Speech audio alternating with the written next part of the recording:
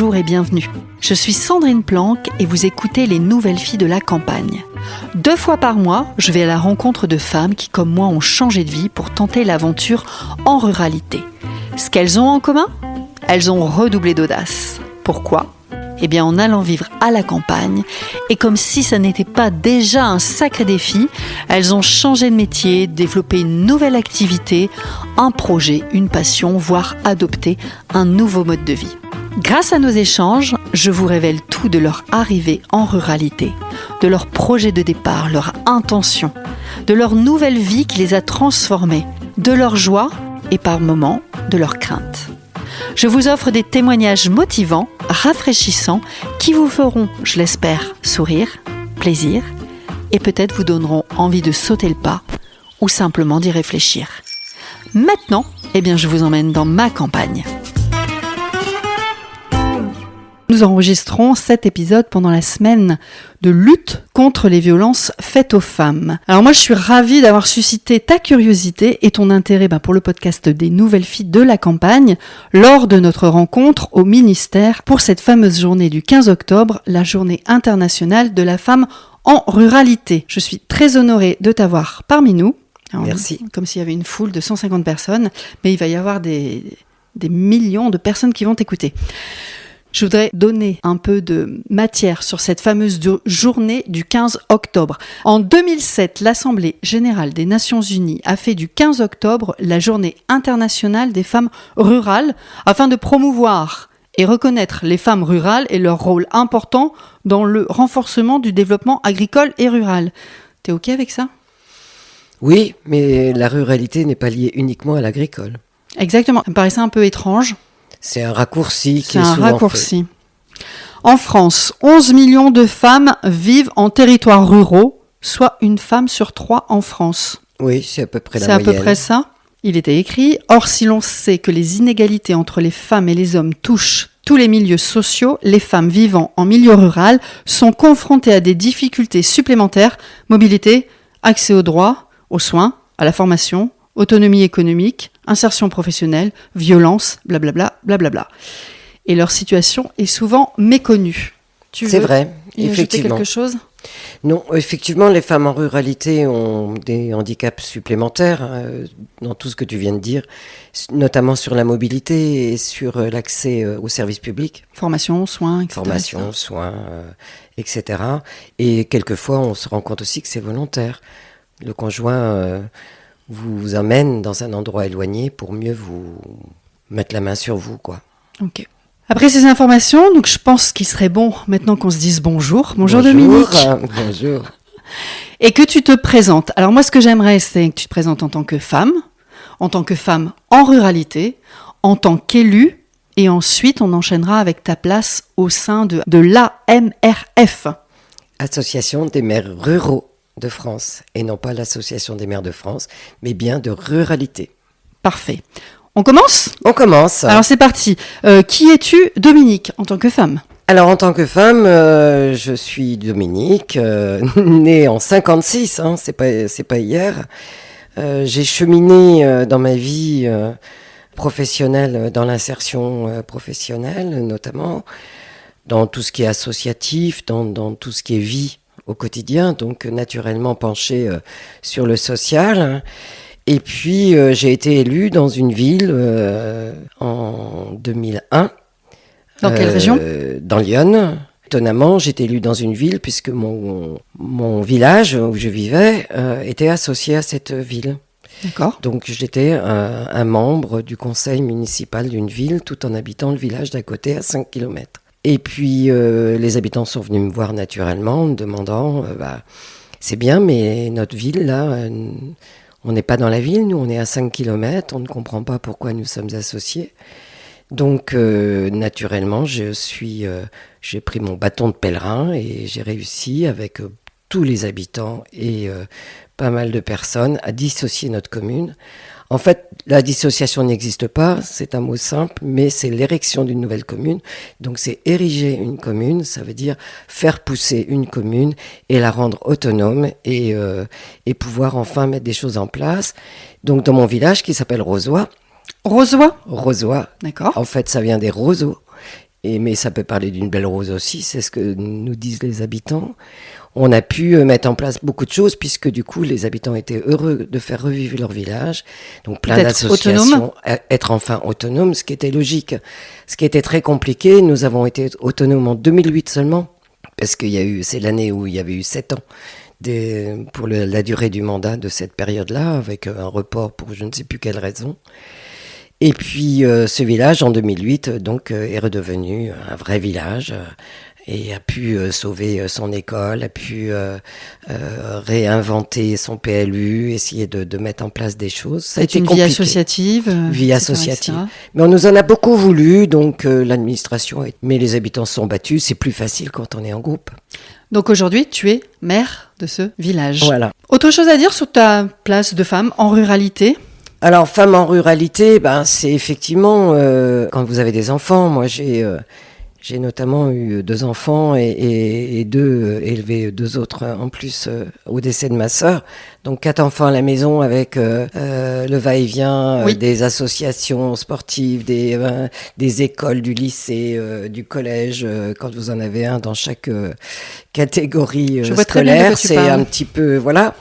Mais bon, et encore 5 km de la ville, nous, c'est pas très loin. Ouais. Mais du coup, naturellement, je me suis engagée avec les maires ruraux.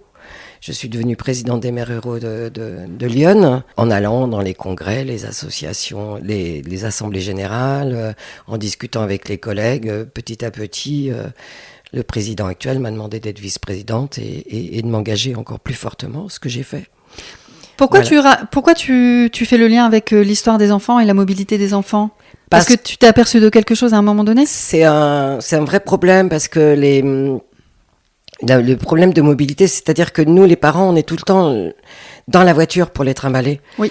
Mais si on le fait pas, ils n'ont pas d'ouverture d'esprit. Et quand on est le plus éloigné, encore plus éloigné, il faut qu'on mette en place dans nos communes des activités, des tiers-lieux comme il y a ici, des moments vivants. Sinon, on se coupe nous, les gens, et on coupe nos enfants.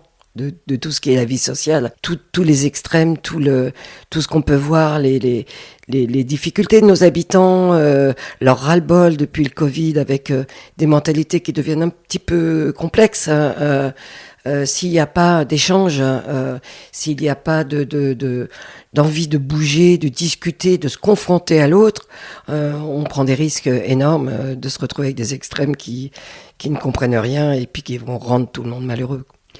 Donc ces motivations-là, enfin ce constat et ces motivations-là, qui t'amènent à la MRF ? Oui, bien sûr. D'accord. Alors, allons-y. Est-ce que tu peux nous expliquer le rôle de cette association ? Et aussi faire le distinguo entre, il y a l'Association des maires de France et l'Association des maires ruraux de France. Alors, l'Association des maires de France, naturellement, ce n'est pas ma partie, puisque je suis en ruralité, même si nous adhérons. Moi, ma commune adhère à la MRF. Il n'y a pas de souci là-dessus. Mais c'est deux entités qui sont quand même... deux associations très différentes. Nous sommes des ruraux, des gens, simples. Parce que tu m'as dit tout à l'heure, en arrivant, on est des brutes de pommes. On est des brutes de pommes, bien sûr. On est simple. On ne court pas après un ministère. On ne court pas après la gloire. On ne court pas après quoi que ce soit. On est là pour représenter les gens et le plus simplement du monde. Alors ça n'empêche pas, rien n'est angélique. On sait bien que chacun, c'est l'humain qui est comme qui a ses défauts et ses qualités. Mais les maires ruraux de France, on est vraiment, on ressort de ce qui part du terrain. Alors cette association, elle a été créée quand ?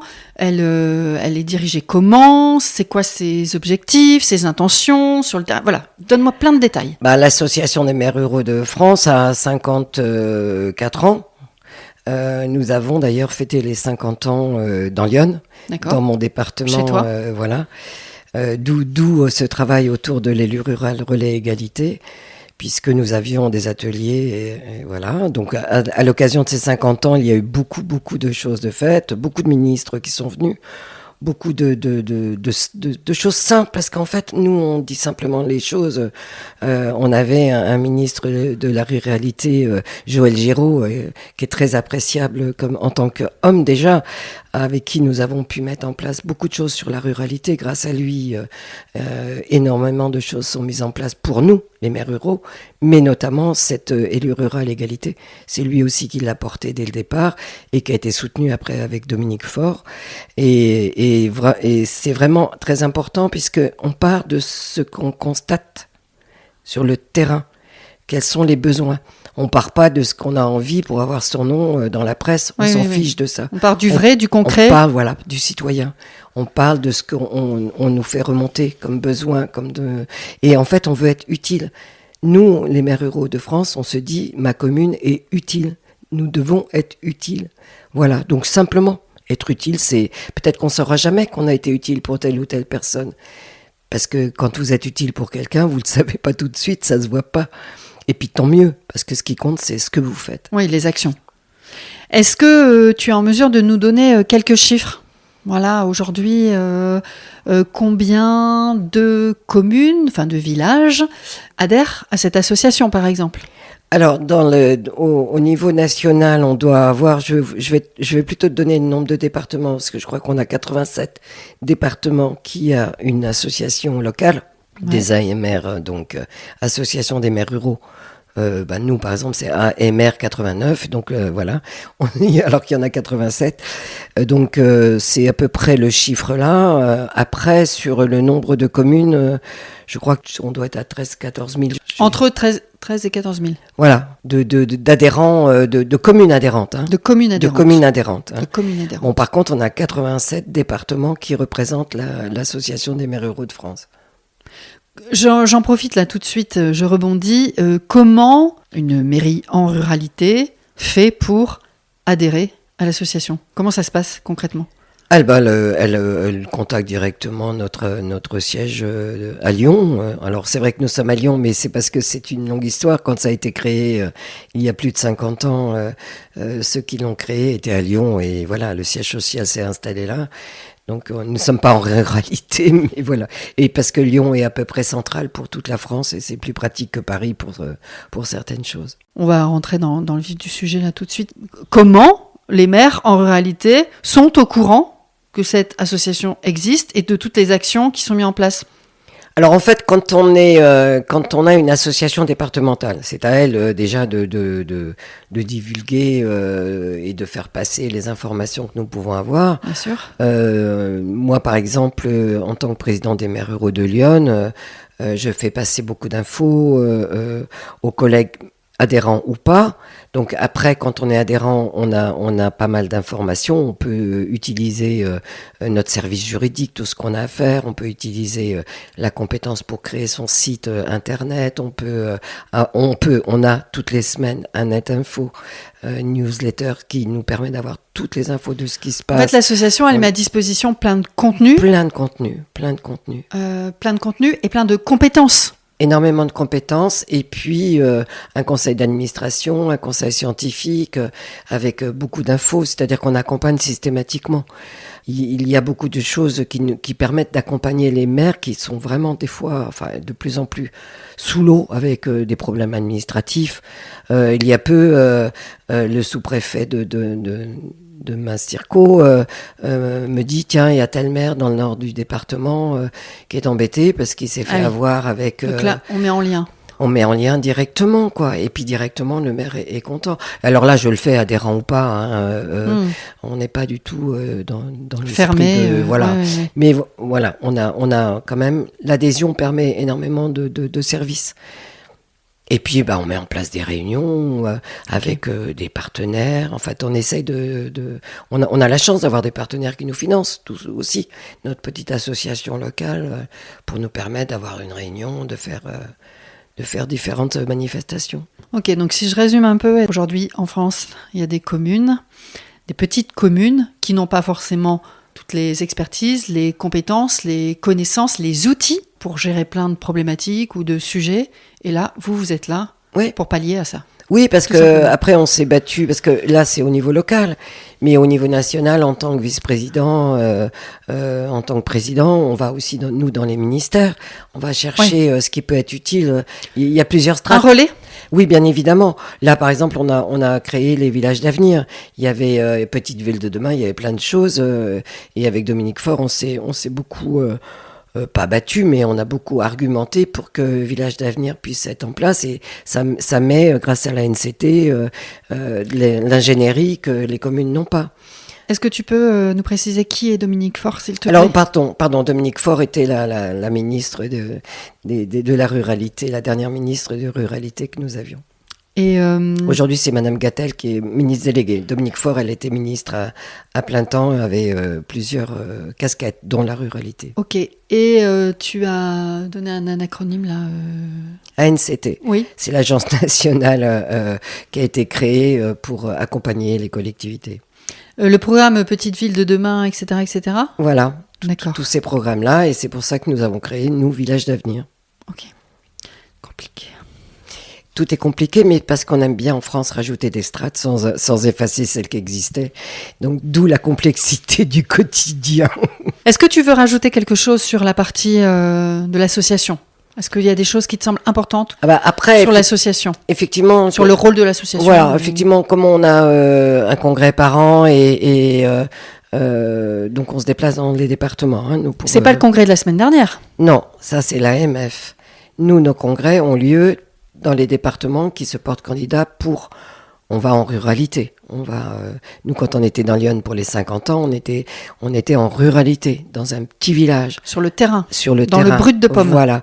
Et là naissent des actions dans chaque congrès, puisque nous avons des thématiques et en fonction des thématiques, on essaie d'aller chercher avec nos collègues élus, maires et adjoints et conseillers municipaux, tout ce qui peut remonter. On a eu des moments très forts où on alertait sur l'aberration des communautés de communes qui ne sont plus à taille humaine et qui enlèvent la moelle des communes rurales. Du territoire. Du territoire, voilà. Puisque perte de compétences, perte de tout, et avec démotivation des élus qui disent je ne sers plus à rien, si ce n'est qu'être là pour la crotte de chien sur le trottoir, c'est pas très intéressant. Et donc voilà, c'est pour ça que nous on fait remonter toutes ces problématiques et puis qu'on essaie d'être utile, notamment sur l'élu rural égalité, puisque c'est né aussi il y a aux 50 ans. Donc ça c'est le programme R. C'est le programme R. Donc E, 2 R, E, ça veut dire élu rural relais égalité. Très bien. Moi j'ai une question sur la femme, Dominique. Qu'est-ce qui t'a poussé à t'engager en politique pour défendre les territoires ruraux, là, en tant que femme? Qu'est-ce qui t'anime? Qu'est-ce qui t'a animé? Bon, je pense que naturellement, je devais avoir un brin de révolutionnaire. Je pense que c'est les habitants de mon village qui m'ont poussé, accompagné. Je me suis rendu compte une fois que j'avais le nez dedans, on va dire, qu'il fallait agir. Je me suis rendu compte des difficultés d'un village, de sa reconnaissance, puisqu'il y a eu cette bagarre, moi, pour dissocier ma commune. Mais je pense que c'est les habitants qui te poussent. Et puis, aujourd'hui, tout est tellement brouillon. Tout est tellement compliqué, les gens ne savent plus qui fait quoi, où on va et pourquoi. Moi, naturellement, j'étais obligée de me renseigner et de savoir ce qu'il fallait faire. Et du coup, je me suis dit, il va falloir essayer de simplifier, faire comprendre, discuter, aller au bout.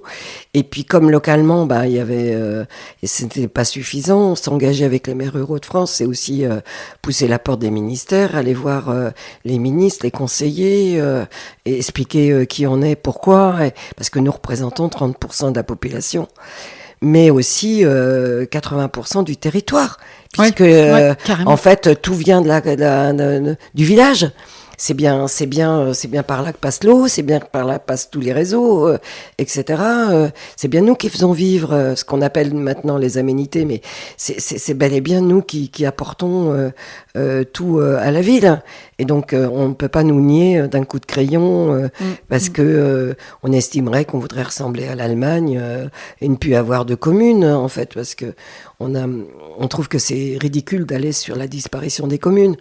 Et notamment quand je parle des des EPCI, enfin des communautés de communes ou des agglomérations, quand elles sont plus à taille humaine, on voit ce que ça donne. Quand vous avez 90 maires à une assemblée, qu'est-ce que vous voulez que le maire de la commune, même s'il y a 1000 habitants ou 500, il puisse dire tiens, moi j'aurais besoin de je sais pas quoi. Ouais. Puis après, on vous sort toujours les mêmes âneries, on ne pense qu'aux pistes cyclables, etc., ce qui est très bien. Mais qu'est-ce que quand vous êtes à 30 km de la ville, vous n'allez pas me demander à vos habitants de partir travailler à vélo. Enfin, alors que je n'ai rien contre. Les vélos électriques en Dordogne, ça court les rues. Non mais vous voyez, parce qu'en fait après c'est de la verticalité, quoi. Ça vient d'une lubie d'un ministère ou autre, et puis vous devez mais ça manque fondamentalement de bon sens. Ça manque de bon sens, de simplicité. On vous demande systématiquement dans une commune rurale de faire des études. En communauté de communes, c'est des études à n'en plus finir. Vous avez la ville qui fait son étude, la communauté de communes qui fait son étude, la commune qui fait son étude pour le même sujet, et on vous répond à chaque fois c'est pas grave, c'est financé à 80%. Si vous voulez faire des économies, cherchez.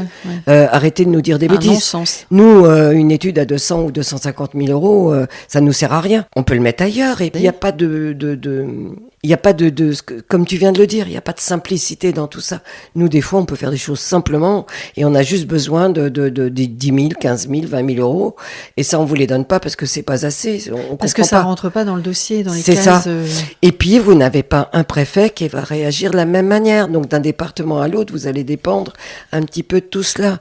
Donc, ça aussi, c'était une de nos demandes de maires ruraux de France, d'essayer quand même d'avoir un peu la même feuille de route sur certains sujets qui soient ou alors des feuilles de route qui s'appliquent à ce que l'on vit sur le terrain, dans le territoire. Et puis qu'on protège la ruralité. Et on ne la protège pas. Systématiquement, vous avez des réunions qui sont provoquées par des préfets, des sous-préfets, des plus, et vous vous retrouvez dans des réunions par circonscription, par EPCI, enfin par communauté de communes ou communauté d'agglo, alors que c'est même pas des communautés de communes qui sont appliquées au lieu de vie. Ça ne correspond à rien. Il faut absolument se rappeler qu'il y a une ruralité, qu'elle est importante, et surtout qu'elle va permettre aux gens de vivre et de comprendre pourquoi ils sont là et ce qu'ils peuvent faire pour l'autre. Qu'on se parle, bon Dieu. Oui, d'être dans des endroits comme celui-là, par exemple. Absolument, les tiers-lieux, c'est très important. Oui, les tiers-lieux, les cafés associatifs, les tiers-lieux. Femme, mère, en ruralité, c'est compliqué, c'est plus difficile? Alors oui, effectivement, moi je pense que c'est plus compliqué puisque les postes clés, les postes soi-disant intéressants sont en général pris d'assaut par des hommes. Alors c'est pas systématique, je suis pas anti-homme, loin de là. Mais je me rends bien compte quand même qu'en tant que président des maires ruraux de Lyon, en tant que maire, dans différentes réunions où je suis, dès que je prends la parole, on dit « Oh, qu'est-ce qu'elle a encore celle-là ? Oh, c'est mauvais caractère, etc. » Donc je suis une emmerdeuse, en gros, alors que je ne fais que poser des questions et je suis élu pour ça. Donc je suis dans mon rôle. Mais quand c'est un homme qui fait la même chose, voilà, il est courageux. Lui, il a des couilles. Toi, t'es chiante, t'as tes règles. Moi, voilà, c'est ça. C'est un petit peu cette idée-là, et je crains qu'on recule encore là, que ça redevienne un petit peu dans cet esprit-là. Alors, bien évidemment, il y a des femmes à des postes importants, et tant mieux. Heureusement. Et heureusement, alors ce qu'il faut clairement dire, il faut qu'elle ne joue pas aux hommes, parce que si elle joue aux hommes, c'est pas très malin. Par contre, on est très complémentaires, et ça peut être très enrichissant, très chouette pour nous, effectivement, d'échanger avec des hommes et vice versa, puisqu'on n'a peut-être pas tout à fait la même idée de la vie sociale ou le même prisme, mais et tant mieux, parce que on n'est pas des robots, et que la diversité, c'est la richesse. Donc moi je suis pas contre du tout, mais un minimum de respect. Et je pense que dans toutes les réunions que je vis, je pense que je l'ai pas toujours. Le fait d'être femme, mère en ruralité, est-ce qu'il y a un impact plus important auprès des femmes en ruralité? Ou est-ce qu'autour de toi il y a plus de femmes qui s'engagent parce que tu es une femme à la tête de la mairie? Oui, j'ai effectivement pas eu de problème. J'avais même plus de femmes que d'hommes pour me représenter la dernière fois. Peut-être parce que je suis une femme, là-dessus tu as raison. C'est peut-être simplement cela.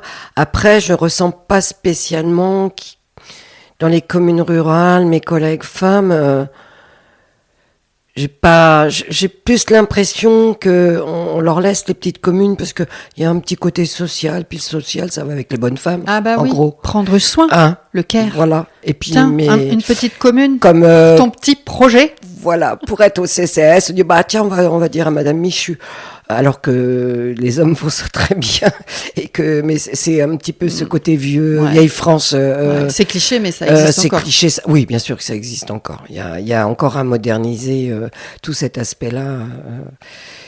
Et pour moi, une femme ou un homme fait le même boulot en ruralité. Il y a pas du tout de difficulté là-dessus. Mais c'est peut-être plus facile en face de l'agriculteur qui serait pas content d'être un homme de 1m80. Mais moi, ça m'a jamais gêné si j'avais un problème. Voilà, il faut simplement être courageux. Hein, il y a pas de... Ça Mais c'est marche. comme dans la vie, hein. Très bien. On parle du programme R. Alors, tu as expliqué, enfin, tu nous as dit R, donc E2RE, élu rural, relais de l'égalité. Ce dispositif, comment on l'appelle? Un programme, un dispositif, Une action. une action? À partir de quand il a été mis en place? Comment il a été mis en place? Par qui il a été mis en place? Et pourquoi il a été mis en place? Ouh, ça fait beaucoup, là. Alors, bon, on va commencer. Pourquoi Pourquoi Cette action a été mise en place donc à l'occasion des 50 ans des maires ruraux de France dans l'Yonne, D'accord. où il y a eu tout un travail Donc de ça fait fait, 4 ans. voilà, autour de Colette. Donc c'est Colette qui était notre Ambassadrice, voilà, emblème. notre ambassadrice.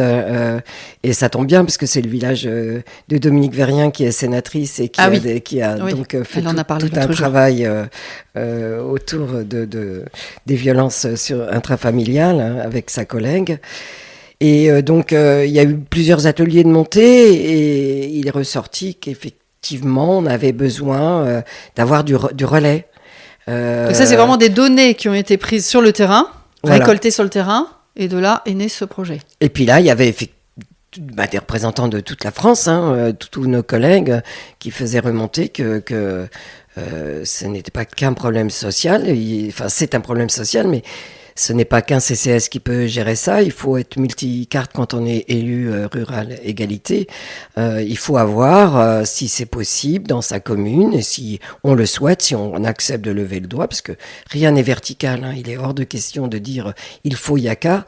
Oui. Simplement, chacun doit savoir s'il veut prendre cette responsabilité-là, S'emparer du projet. s'emparer du projet, se former, discuter, s'informer, se faire accompagner par la personne qui est référente au niveau départemental et qui vous donne tous les contacts locaux, et puis s'informer avec l'Association des maires ruraux de France, avec tout ce qu'on peut donner comme outil. Tu as dit qu'il y a des choses qui étaient donc suite aux 50 ans à l'anniversaire de l'Association des maires ruraux de France, des choses qui sont sorties du terrain. Quelles étaient ces choses, par exemple? Tous les problèmes ce que peuvent ressentir les femmes en ruralité, le problème de mobilité, Tout ce qu'on a évoqué tout à tout ce l'heure. qu'on a évoqué.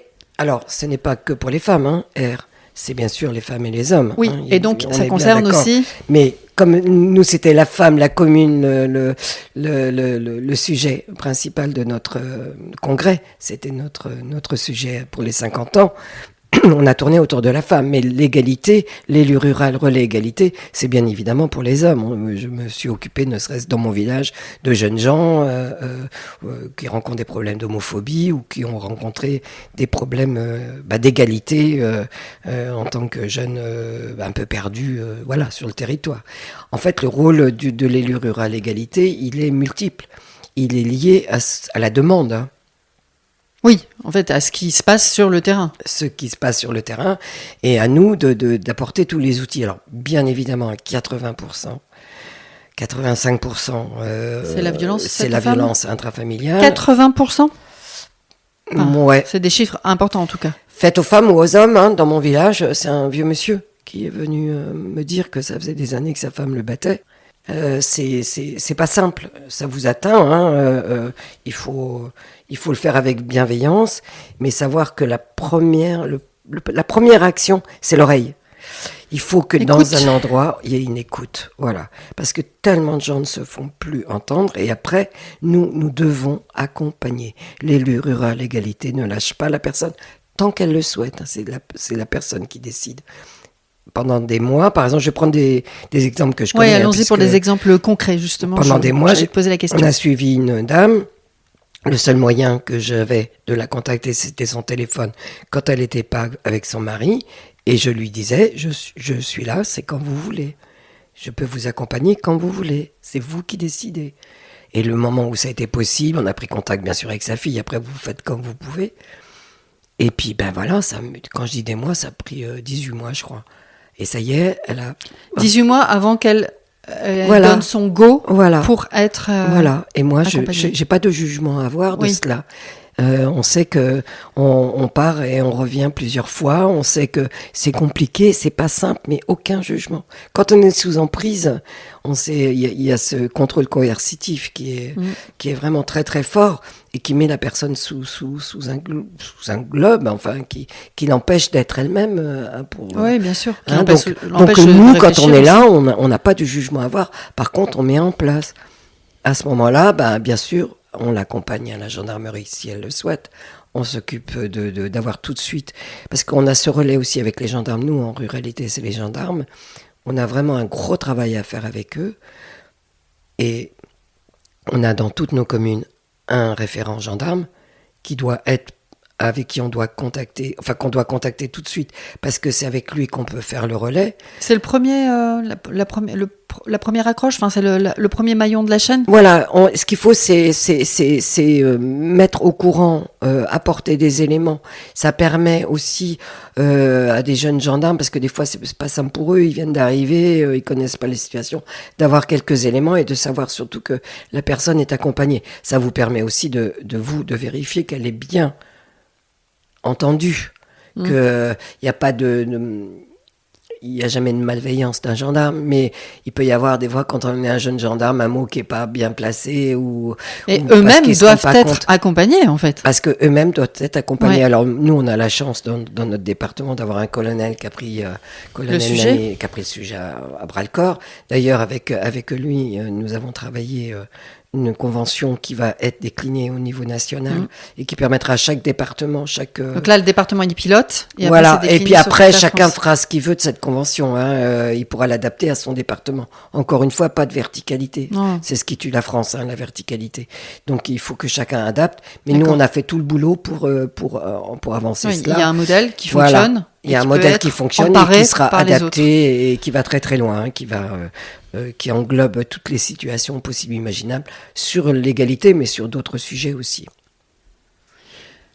Une femme qui a des problèmes de violence tape à la porte de la mairie. Alors cette mairie a un élu qui a levé le doigt au conseil municipal. C'est ce que j'allais te demander. Comment aussi ça se concrétise, ça se matérialise sur le terrain quand une personne est en difficulté? D'abord, au niveau des maires ruraux de France, on sollicite nos associations départementales pour qu'elles repèrent ou qu'elles voient quelles seraient les personnes qui accepteraient d'être référents départemental. Donc dans chaque département, il y a 1, 2, voire 3. Chaque département décide de faire ce qu'il veut là-dessus. En fonction de la taille du département aussi, peut-être ? En fonction c'est ça, des distances référents pour le département. Sur des territoires, en tout cas, je pense aux nôtres, comme la Dordogne, comme c'est très très grand, il peut y en avoir plusieurs. Il peut y avoir plusieurs. Ce qu'il faut simplement, c'est qu'ils travaillent ensemble, bien évidemment, puisque le référent départemental, lui, il met en symbiose, il met en place tous les partenariats utiles et possibles pour l'élu rural égalité, parce qu'on n'est pas là pour faire à la place des autres. On n'est pas là parce qu'on lave plus blanc que les autres, c'est pas vrai. On n'est pas là pour être sur la photo, on est là simplement pour être utile pour la personne qui souffre d'inégalité. Notre boulot, c'est ça. Sur le terrain. Sur le terrain. C'est pas de dire je fais mieux que un tel ou un tel. On travaille avec le CIDFF, bien évidemment. On travaille avec tous ces gens. C'est ça, les partenariats. Voilà. Et puis eux, ils ont du monde sur le terrain. Mais simplement, nous, localement, on repère et on accompagne les personnes. Il y a peu de temps, par exemple, j'ai dans une commune où il n'y a pas d'élu rural égalité, On sait que la dame est enfermée, elle a réussi à s'échapper, on lui a passé discrètement à la boulangerie un bouton mon shérif. Ah Je oui. vous expliquerai tout Ouais, à l'heure ce ouais, que c'est. oui. C'est des situations qu'on peut voir nous, qu'on peut entendre, on peut nous dire qu'il y a.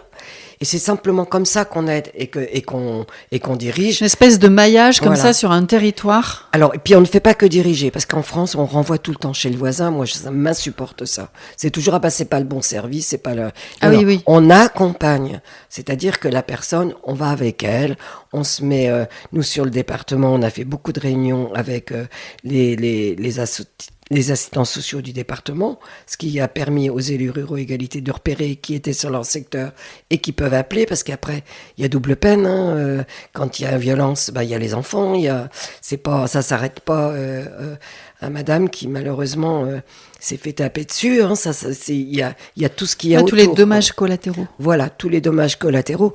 Et donc notre boulot, c'est pas de faire à la place des autres, mais c'est d'être présent pour la personne qui va être paumée au milieu de aller voir là-bas, c'est insupportable. Oui, et puis en plus, moi, je pense aussi sur les territoires comme le tien ou comme le mien, enfin, dans une grande, des fois on me dit la grande ruralité, enfin, la vraie campagne, il y a le candidaton aussi. Alors oui, il y a le candidaton. Donc j'ai eu des gens qui me disaient, parce que j'ai fait beaucoup de réunions avec Catherine Modé, ma référente départementale sur le département, et des gens disaient, bah oui, mais la dame, elle veut pas parce qu'elle va se faire voir à la gendarmerie. Si on l'emmène porter plainte, parce que porter plainte, c'est pas la première démarche qui vient à la tête des gens, des personnes qui sont violentées, parce qu'elles ont peur. Donc à ça, on trouve des astuces. L'astuce, c'est le gendarme qui se déplace. Et puis on peut récupérer la plainte ou à la mairie ou ailleurs, si c'est la plainte. On peut simplement donner un bouton mon shérif. On peut. Tu peux dire ce que c'est? Alors un le bouton mon shérif, shérif, c'est un bouton d'alerte qui permet, qui est très discret et qui permet à la personne qui serait en danger d'appuyer pour avoir 5 contacts dans son téléphone. Donc c'est relié avec son téléphone perso. Il y a une petite application. Il y a une application donc qui lui permet d'avoir tout de suite prévenir tout de suite qu'elle est en danger. Direct. Voilà, un appel direct. Et puis qu'il la géolocalise, elle peut enregistrer avec. Elle Ça peut sonne mettre une aussi, alarme, tu m'as dit. Voilà, elle peut mettre une alarme. Donc il y a plusieurs choses. Et donc moi, comme c'est mon boulot au niveau national, j'ai passé convention avec Dominique Brogy qui a créé ce système et qui est une personne très engagée et qui veut être utile aussi. Ouais, elle a les mêmes valeurs que nous. On a mis en place cela et ça permet à nos adhérents d'avoir à un prix tout à fait correct le bouton qu'on appelle mon shérif et que nous diffusons au maximum. Parce que si ça sauve une vie, ça sauve une vie. Point. Bien sûr. On ne le saura jamais, mais voilà, le principal c'est qu'il existe pour cela. Et puis il y a différentes applications. Il y a aussi des choses assez simples qu'on peut trouver sur notre plateforme Waller. Waller, donc c'est la plateforme que nous avons créée aux maires ruraux de France, qui réunit toute la France. Chaque département a sa propre bulle et reste indépendant. Et sur cette plateforme, on a tous nos outils. D'accord. Tout ce qui permet d'avoir l'écoute bienveillant, tout ce qui est les formations que nous mettons en place. Tout ce que vous mettez en place, tous les outils d'accompagnement et Chaque expertise, département contenu. Voilà, tous tout les contenus. Des choses simples comme Mémo de vie. On sait qu'il y a une application qui s'appelle Mémo de vie. On incite les personnes qui sont chez elles puis qui sont encore pas parties de mettre tous leurs documents administratifs. Ah, ok. On essaie d'être utile. Cette plateforme, c'est Waller, ça s'écrit comment? WHA2LER. Voilà, ok, d'accord. En tant que partenaire, on a parlé du CIDFF. Oui, avec qui nous avons passé une convention nationale et qui, cette convention nationale a été signée avec la présidente et moi-même et devant Dominique Faure, qui était ministre, qui a attesté de la validité quelque part, même si la convention elle était valide bien sûr, mais de l'effort fait par la MRF et le CIDFF sur toutes les actions que nous devons engager ensemble. Et après, chaque département re-signe sa propre convention et l'adapte à son département. Et puis ce travail-là, il est fait aussi avec les préfectures qui ont leurs délégués départementaux, donc qui sous la coupe du préfet et qui font des actions et mènent des choses. Alors où vous avez des dames patronesses et donc qui sont que sur la photo, où vous avez des gens qui bougent bien et ça peut être vraiment passionnant. Là, il y a un département où on a un petit peu de mal à installer R et c'est la déléguée qui nous a appelés en disant il faut absolument qu'on fasse quelque chose, cette action R est importante et on va s'appuyer sur la préfecture et cette personne qui a vraiment envie de bouger pour donc ça part aussi des intentions, des gens, des actions, des mouvements. Part du terrain. Et de la personne. Et de la personne, pourquoi bien il y a évidemment. des territoires qui voudraient pas Alors c'est une grande question parce que je vois pas où est le problème. Alors quelquefois on a affaire à un petit peu à des vieux mâles blancs qui n'ont pas envie de bouger, excusez-moi du terme, mais ça ressemble quand même un petit peu à ça. Ou parce que on pense que c'est pas utile, ou parce qu'on n'a pas vu. Il y a simplement des gens qui pensent pas que ça puisse exister. D'accord. Alors que les violences, elles sont quand même de plus en plus, elles sont partout, elles sont importantes. Et puis à tous les niveaux, parce que nous on essaye aussi de travailler avec ce qui existe. Là, je sais qu'il y a les boîtes papillons qui se mettent dans les écoles pour que les enfants puissent mettre un signalement si besoin, et donc avec tout un relais. Nous on diffuse la chose. Il y a beaucoup de gens qui bougent, qui font des choses utiles, et donc c'est ensemble qu'on y arrive. C'est un problème de société qu'il faut. Et on peut pas fermer les yeux, on peut pas. Et puis c'est pas contre les hommes, c'est pas contre les femmes, c'est un problème de citoyenneté aussi, tout simplement. Nous sommes des citoyens, on doit rester debout et puis pas mettre la tête dans le sable, quoi, ou faire l'autruche, c'est pas la peine. Ça existe. Allons accompagner les gens qui en ont besoin. Ça fait de mal à personne. Il n'y a pas de. Donc les actions auprès de R. Je répète, c'est pas uniquement pour les violences faites aux femmes, ça peut être les enfants, tu viens de le dire. L'homophobie. C'est ça. Égalité sociale. Égalité sociale. Voilà, moi j'ai pu aider quelqu'un qui voulait monter une petite entreprise. L'entrepreneuriat en ruralité, par exemple. Bah oui, justement, c'est un problème. Pourquoi c'est un problème ? C'est un problème si on n'a pas les moyens, les locaux, la distance, etc. C'est plus compliqué selon toi d'entreprendre alors, ça va dépendre campagne ? de la distance.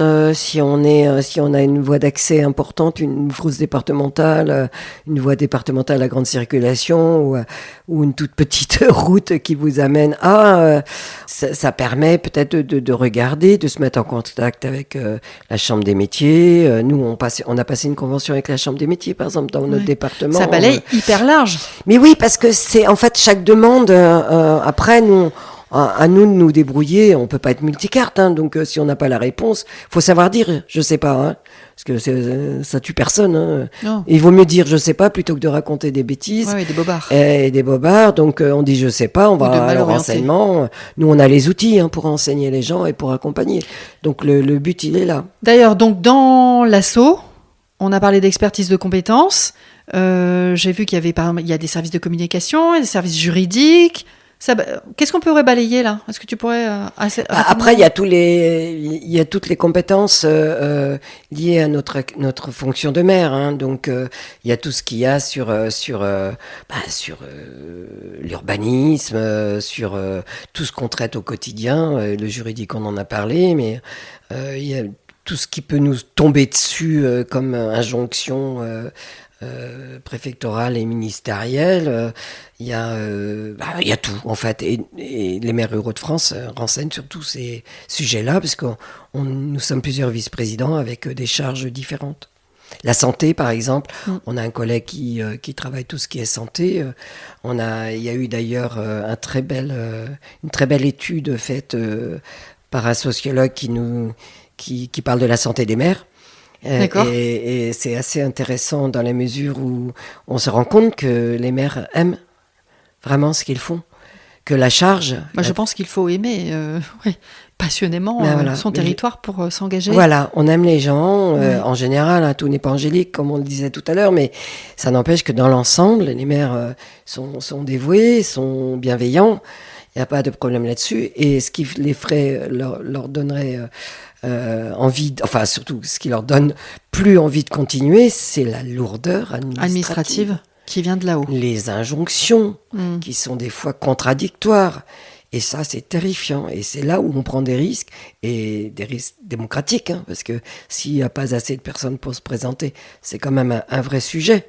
Après, on s'étonne que les extrêmes montent en ruralité. D'ailleurs, on a fait faire une étude aussi qui prouve bien qu'il n'y a pas plus d'extrêmes en ruralité, que c'est les catégories sociales, et que ce n'est pas la ruralité qui fait l'extrémisme. Mais ça n'empêche que justement, il faut travailler tout ce qui est social et faire reparler, que comme des tiers-lieux comme ici, que les gens se reparlent et créent des choses ensemble. Échange, partage. Les territoires qui ont moins de choses puissent avoir plus de choses. On a des problèmes de santé en ruralité. Trouvons les outils qui peuvent nous aider. Nous, on monte de la télémédecine. C'est pas merveilleux. C'est la téléconsultation, c'est ça? La téléconsultation, ça peut dépanner. C'est simplement... c'est une solution. Parce qu'il faut quand même savoir qu'on a perdu 3 à 4 ans, selon les départements, d'espérance de vie par manque de soins en ruralité. Tu m'annonces que c'est bientôt la fin pour moi, quoi. C'est possible. Alors, ça va dépendre de ce que ton maire fait, ou alors va falloir t'engager. Mais donc, d'où l'intérêt de monter des choses et d'être présent. Parce que des fois, j'ai un ami, on parlait de mobilité tout à l'heure, j'ai un collègue dans son village, il a mis une borne. Alors là, c'était une borne mobilité, pour que les gens mettent, quand je vais faire des courses, lui il est un peu plus éloigné d'une ville-centre. Du covoiturage. Du covoiturage, il a mis ça en place. Et puis, au bout de quelques mois, elle n'était plus utilisée, parce que les gens se sont débrouillés tout seuls. Très bien. Ils n'avaient plus besoin de la borne. D'accord. C'est un vrai espoir. Il faut impulser, savoir que... voilà. Moi, je me rends compte aussi, dans mon village, on est 2 à s'occuper, à être élu rural égalité. On n'a plus besoin de le dire, quoi. Naturellement, les gens savent. Ok. Bon, alors, si moi, demain, je veux devenir élu rural égalité, comment je fais? Est-ce que j'ai le droit? Et comment je fais? Alors, es-tu dans un conseil municipal? Non, madame. Alors, donc, dans ton conseil municipal, dans ton village, tu vas voir si quelqu'un peut et a envie de lever le doigt pour être au conseil municipal. Et dans la délibération, tu demandes qu'on te rajoute.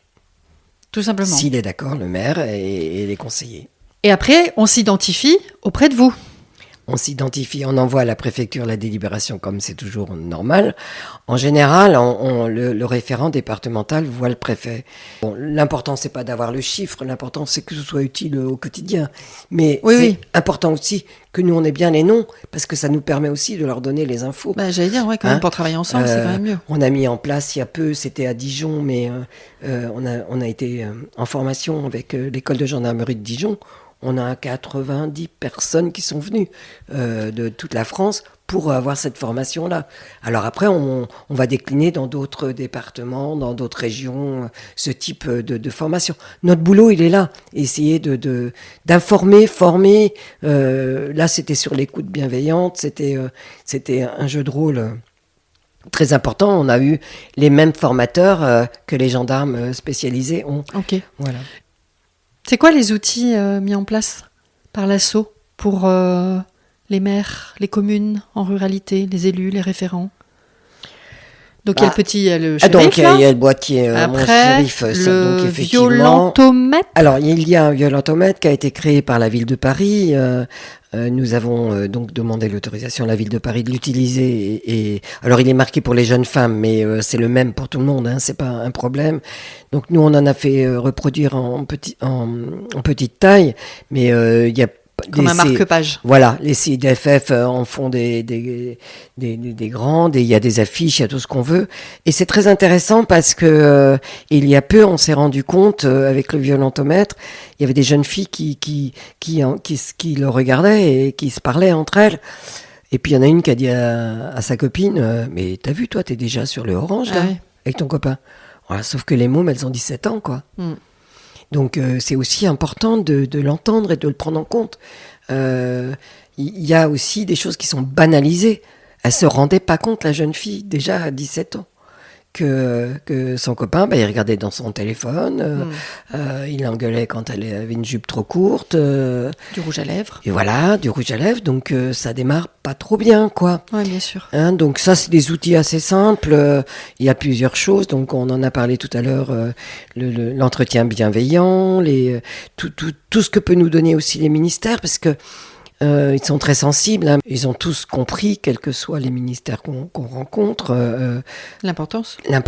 On a beaucoup travaillé aussi avec le ministère de la Justice, parce que on souhaitait aussi que l'aide juridictionnelle, par exemple, soit accordée très vite sur ces violences-là, parce que tout est compliqué. Il y a des enjeux économiques très très lourds. Il y a des femmes qui se retrouvent dans une merde noire quand elles s'en vont, alors Bien qu'elles sûr. ont les gosses, etc.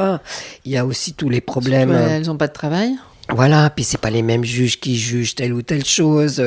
Les parquets sont débordés, donc ils vous renvoient ailleurs. Enfin, il y a tout ça. Donc on travaille, nous, avec tout le monde dans un bon esprit. Hein. On n'est pas là pour dire que nous, on sait et que les autres savent pas. Hein. On est simplement pour dire, voilà sur le terrain ce qui se passe. Rendez-vous compte de ce qui se passe. Parce que je crois que des fois, dans les cabinets, ils savent pas parce qu'ils n'ont pas les bonnes infos. Mais donc, nous, on va pousser les portes et on donne les infos. Très bien. Après, dans les outils pratico-pratiques, vous avez chaque commune qui a un petit CCAS, qui met en place des choses. CCAS, mission locale aussi? Non, pas mission locale. Alors, mission locale, c'est pour les jeunes. Ouais, pas mission locale, je pensais à planning familial. Alors, planning familial, il y en a presque plus. Hein. Ah. C'est pas, ça devient D'autres. compliqué. D'accord. Non, dans ta commune, dans ta propre commune, tu as un petit CCAS ou tu as t'as un petit budget social. Par exemple, là, quand il y a besoin, tout de suite, on fait un bon alimentaire. Voilà, on a des petits outils quand même. Pas toutes les communes, selon la taille de la commune. Mais tu peux mettre en place des choses. Des fois, dans la ville voisine, tu peux appeler le collègue et dire qu'est-ce qui te reste en mobilier pour la réinstaller. Oui, En fait, on se débrouille avec ce qu'on a localement. Mais sur le terrain. Voilà. Dans la vraie vie, là, des gens. Voilà, il y a la maison des femmes, tenue par les gendarmeries. D'où l'importance de tous vous mettre en maillage et en connexion. Et il faut savoir tout ce qui est. Alors, donc, nous, dans les outils que la MRF met en place, chaque département va avoir sa propre fiche avec tous les outils possibles dans son département, plus la plateforme Waller. En fait, on essaie d'être utile à tous les niveaux. Ce qu'il faut, c'est que les gens se parlent, travaillent ensemble dans l'intérêt de la personne qui a des problèmes d'égalité. Ça pourrait être très bien, je pense, là, il y a la recyclerie qui a été mise en place par 3 femmes d'ailleurs, 3 femmes assez incroyables, un projet d'économie sociale et solidaire. On pourrait se dire, demain, si une femme n'a pas de mobilier, enfin, elle doit se reloger et elle n'a pas le mobilier, ça peut être un relais aussi. On travaille ensemble et que la recyclerie puisse donner de la vaisselle ou absolument. Tout ça peut être mis en place puisque c'est utile à la personne. Alors il y a des associations humanitaires qui font déjà des choses que l'on contacte facilement. Mais ça peut être aussi, comme tu viens de le dire, une entreprise SS où moi il y a peu un monsieur qui vivait dans une caravane. J'ai réussi à le faire embaucher là alors qu'il n'avait plus de papier, il n'avait plus rien, il n'existait plus. Il était sorti de prison, il avait divorcé, il savait même plus comment il s'appelait. Il a bien fallu le remettre dans le chemin et il est passé par les jardins solidaires. Ah oui, petit à petit. Il y avait les jardins solidaires avec nous dans la journée du 15. Oui, absolument. De moi, je crois, donc, nous, on a ça aussi. Mais en fait, on prend ce qu'il y a localement. Est-ce que des particuliers comme moi, par exemple, qui ont, parce que ça arrive souvent dans des territoires comme ça, plusieurs bâtiments, des anciens corps de ferme, qui sont propres, on va dire, est-ce qu'on peut s'identifier et dire, tiens, moi j'ai un logement pour, j'en sais rien, moi, pendant 15 jours, je peux faire venir, donner le logement à une femme. Alors, une famille, moi des je enfants, pense que oui, donc, mais après, comme on est en France et que tout est compliqué tout le temps, il va falloir qu'on vienne voir si faire une enquête, bien, voilà, oui. Si je suis propre sur moi. C'est ça, et ça risque d'être hyper compliqué. D'accord. Faire de l'accueil, en fait, ça joue. Voilà. Alors, en revanche, dans les groupes de parole de femmes, dans les groupes tout court, il y a beaucoup de départements où les femmes s'organisent et arrivent à le faire et le font naturellement. D'accord. Ce que tu dis. Et effectivement, en plus, ça permet d'être hyper discret parce que c'est important aussi la discrétion si on doit sur ce sujet. Planquer quelqu'un pendant 15 jours, c'est pas rien. Hein, c'est pas. Nous, on s'est rendu compte, par exemple, dans Lyon, que les voitures du département étaient floquées avec le logo du département. Une de nos actions, ça a été de dire au département, défloquer, il faut que ce soit une voiture sans le logo du département, puisque les hommes, ils le suivent. Ah oui. C'est pas être identifiable. Voilà, ça ne peut partir que du terrain. C'est en parlant entre nous, parce que personne n'avait pensé au département, et on peut le comprendre, que la voiture était floquée et puis qu'on allait la repérer. Bien sûr. Tout bêtement. Alors on accompagne une femme dans un hôtel, sauf que l'homme il a suivi de loin, puis le conseil départemental il est marqué dessus, donc je sais que c'est la voiture. D'accord. C'est tout bête. En fait, c'est du bon sens, quoi. Puis à nous après de nous bagarrer au niveau des ministères, des départements, des préfectures, pour que des gens qui sont comme toi, qui disent moi j'ai un appartement, pourquoi pas le laisser à disposition pour X raisons, passer une convention avec la préfecture, etc., etc. Mais aidons ça, parce qu'il en manque. Il n'y a pas assez de logements. Ouais.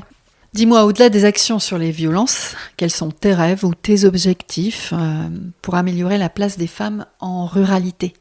Alors, donc, l'idée, ce serait de faciliter les possibilités de s'engager dans une association, dans un conseil municipal et d'être utile.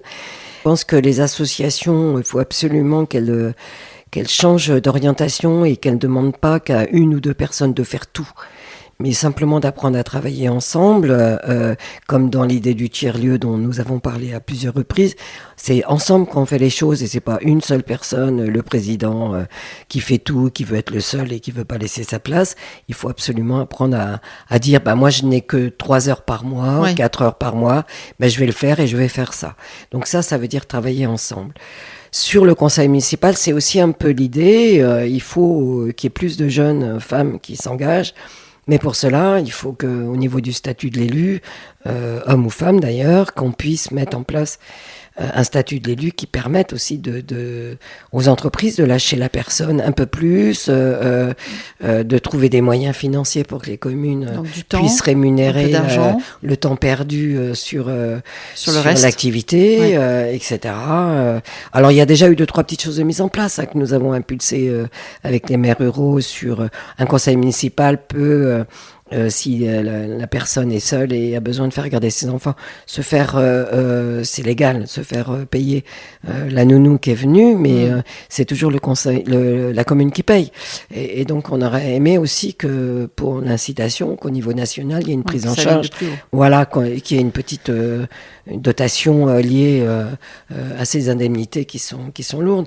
Et en ruralité, les indemnités, elles sont radada, quoi. Ça n'a rien à voir avec les présidents de communautés de communes ou de communautés d'agglos ou les maires des grandes villes, quoi.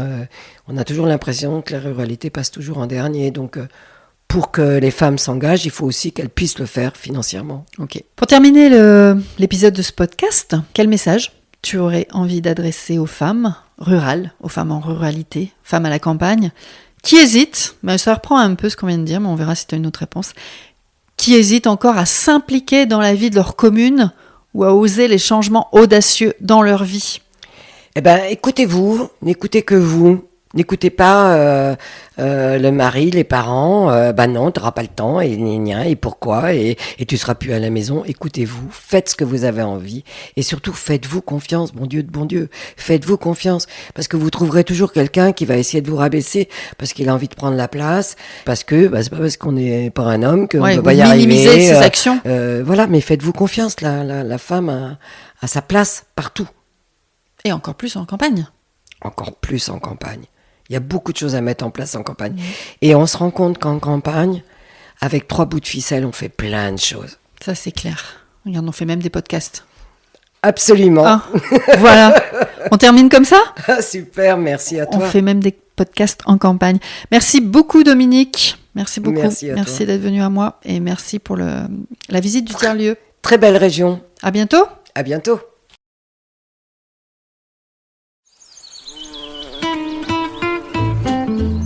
Merci pour votre écoute, merci d'être resté jusqu'au bout de notre échange et si vous voulez continuer à m'encourager et surtout à faire connaître le podcast, vous pouvez mettre 5 étoiles et un commentaire sympathique sur Apple Podcast et Spotify. Surtout, vous n'oubliez pas de vous abonner à la chaîne de podcast pour être notifié des nouveaux épisodes. Et si vous voulez faire partie de la communauté des nouvelles filles de la campagne, abonnez-vous à la newsletter. Alors soit vous m'écrivez sur les nouvelles filles de la campagne @gmail.com, tout attaché en minuscules, ou vous me contactez sur les réseaux sociaux des Nouvelles Filles de la Campagne, Instagram et Facebook. Je vous dévoile les coulisses des Nouvelles Filles de la Campagne, des tips, des astuces, des sujets, la sortie des nouveaux épisodes et plein d'autres surprises. Alors un grand merci et je vous dis à bientôt. Ciao!